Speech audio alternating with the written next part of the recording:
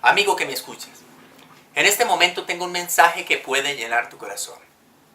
Eso lo podemos encontrar en el Santo Evangelio según San Mateo, en el capítulo 13, versículos del 10 al 17, donde nos dice: Entonces, acercándose los discípulos, le dijeron: ¿Por qué les hablas por parábolas?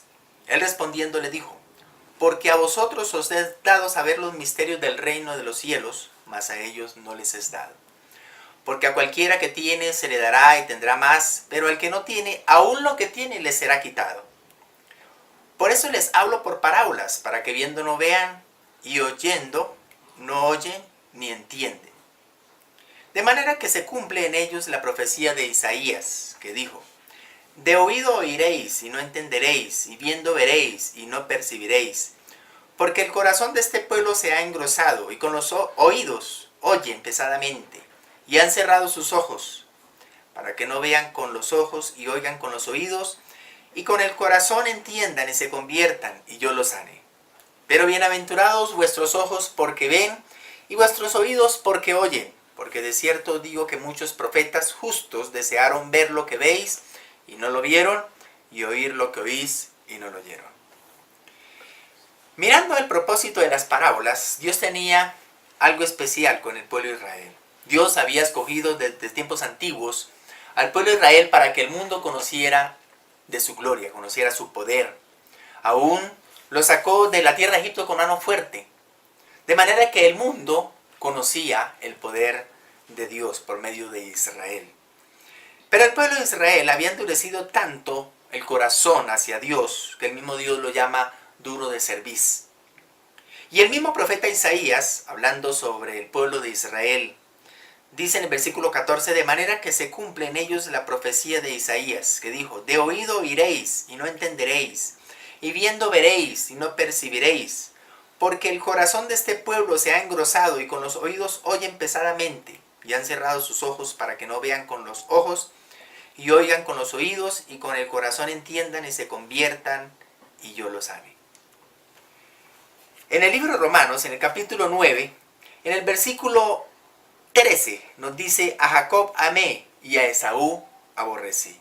También el versículo 15 dice: Tendré misericordia del que yo tenga misericordia, y me compadeceré del que yo me compadezca. Y en el versículo 17 dice: Porque la escritura dice a Faraón: Para esto mismo te he levantado, para mostrar en ti mi poder, y para que mi nombre sea anunciado por toda la tierra.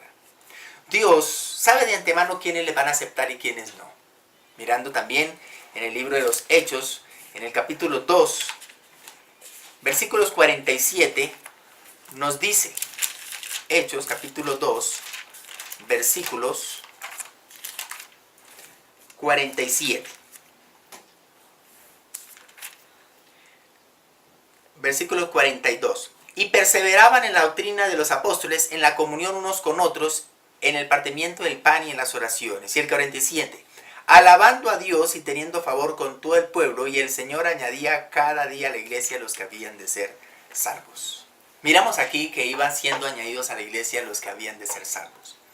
Pero en el pueblo de Israel, Dios solamente tenía un remanente, solamente unos pocos habían de creer en el Mesías. El pueblo de Israel esperaba que el Mesías fuera un rey poderoso, un rey que lo sacara del imperio de Roma.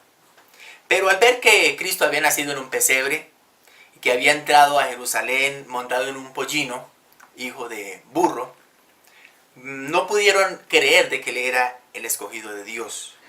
Así que vemos que el pueblo de Israel fue entenebrecido. El mismo Dios entenebreció el corazón, endureció el corazón de los israelitas. Porque mirando el versículo 33 dice: Como está escrito: He aquí pongo en Sión piedra de tropiezo y roca de caída, y el que creyere en él no será avergonzado.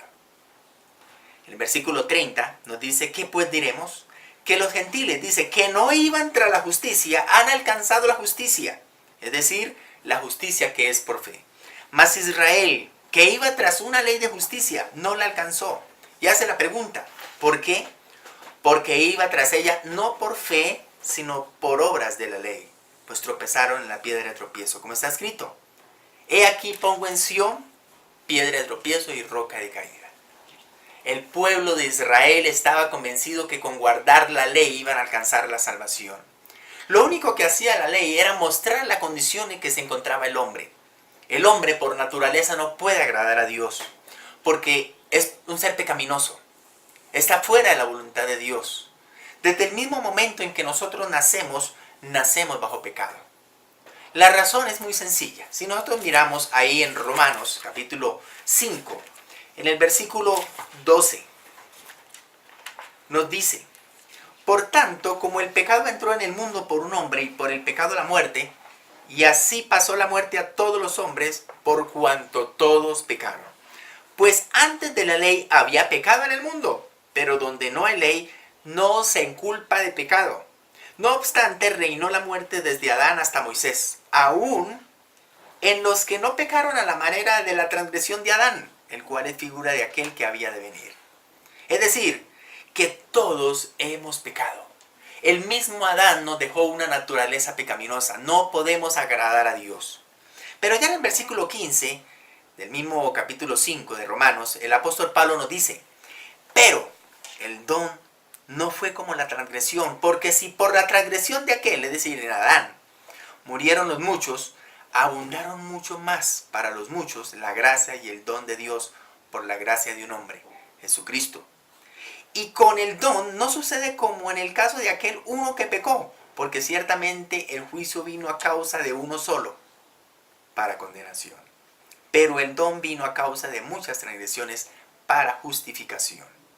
Pues si por la transgresión de uno solo reinó la muerte, mucho más reinará en vida por uno solo, Jesucristo, los que reciben la abundancia de la gracia y el don de la justicia. Es únicamente por la justicia de Dios. ¿Cuál es la justicia de Dios? La justicia de Dios consiste en que todo pecado sea juzgado. ¿Pero en qué puede ser juzgado? En nuestro cuerpo. Ahora, Cristo llevó en su cuerpo el pecado de toda la humanidad. Nosotros mismos, si llegásemos a cumplir toda la ley de Moisés sin interrumpir un solo mandamiento, podemos alcanzar la salvación. El problema está en que tenemos una naturaleza pecaminosa y no alcanzamos a cumplir toda la ley. Si lo cumplimos, cumpliremos por ahí el 5%. Faltaría un 95%. Cristo cumplió toda la ley. Toda. Nomás el mismo Adán tenía un solo código en la ley. ¿Cuál era? No comer del árbol de la ciencia del bien y del mal. Al comer del árbol de la ciencia del bien y del mal, incumplió el 100% de la ley. Pero Cristo cumplió toda la ley.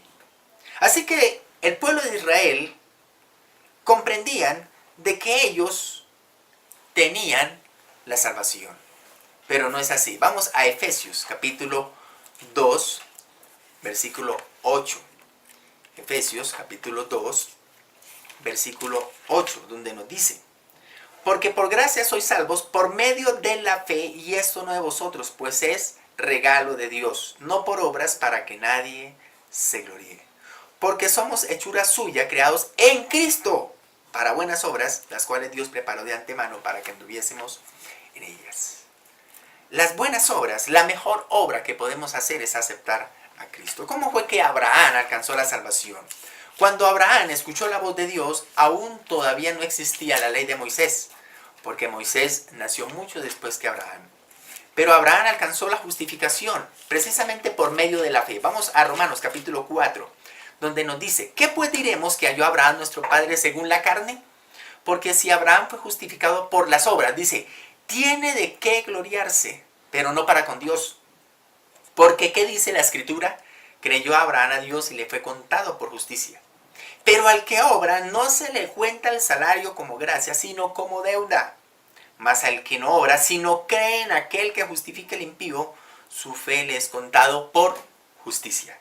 Como también David habla de la bienaventuranza del hombre a quien Dios atribuye justicia sin obras, diciendo: bienaventurados aquellos cuyas iniquidades son perdonadas y cuyos pecados son cubiertos. Bienaventurado el varón a quien el Señor no inculpa de pecado. Entonces vemos aquí de que el mismo David anhelaba ver a algún hombre que no fuera inculpado de pecado. Pero Abraham alcanzó esa justificación. Abraham alcanzó a comprender que creyendo que Cristo es el Salvador del mundo, alcanzaría a ser justificado. El pueblo de Israel no entendió eso. El pueblo de Israel pensaba que haciendo buenas obras iba a alcanzar el testimonio de Cristo, iba a alcanzar la salvación. Cristo le hablaba por parábolas, por la sencilla razón de que eran personas sin entendimiento. Tenían ojos pero no veían, tenían oídos pero no oían, y su corazón había sido endurecido porque no habían creído en Cristo.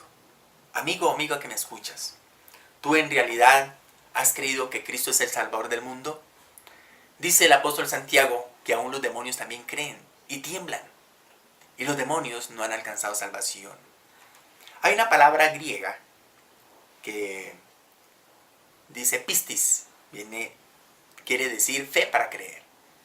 Y hay otra palabra hebrea que quiere decir egimonai, fe para obedecer. La fe que Dios exige de nosotros es la fe para obedecer, no la fe para creer. Todo el mundo cree que Cristo es el Salvador del mundo. Todo el mundo cree que Cristo murió en la cruz. Todo el mundo cree que Cristo es el Hijo de Dios. Pero no todo el mundo es salvo. Solamente es salvo aquellas personas que confían en Cristo para perdón de pecado. La auténtica fe es descansar en Cristo. Es poner la confianza en Cristo y saber que lo que hizo Cristo en la cruz fue algo completo. Cuando Cristo estaba en la cruz del Calvario dijo, consumado es. Así que la obra que hizo Cristo en la cruz fue una obra completa. Todo lo que el Padre le dijo que hiciera, Él lo hizo. Y para terminar, en la primera carta del apóstol San Juan, capítulo 5, versículo 10, nos dice, el que cree en el Hijo de Dios tiene el testimonio en sí mismo. El que no cree a Dios le ha hecho mentiroso, porque no ha creído en el testimonio que Dios ha dado acerca de su Hijo. Y este es el testimonio, que Dios ha dado vida eterna. Y esta vida está en su Hijo. El que tiene el Hijo, tiene la vida. El que no tiene el Hijo de Dios, no tiene la vida. Versículo 13 dice, estas cosas os he escrito a vosotros que creéis en el nombre del Hijo de Dios, para que sepáis que tenéis vida eterna y para que creáis en el nombre del Hijo de Dios. Así que si el apóstol Juan escribió esta carta era para que nosotros nos diésemos cuenta que ya tenemos la vida eterna si hemos creído en nuestro Señor Jesucristo.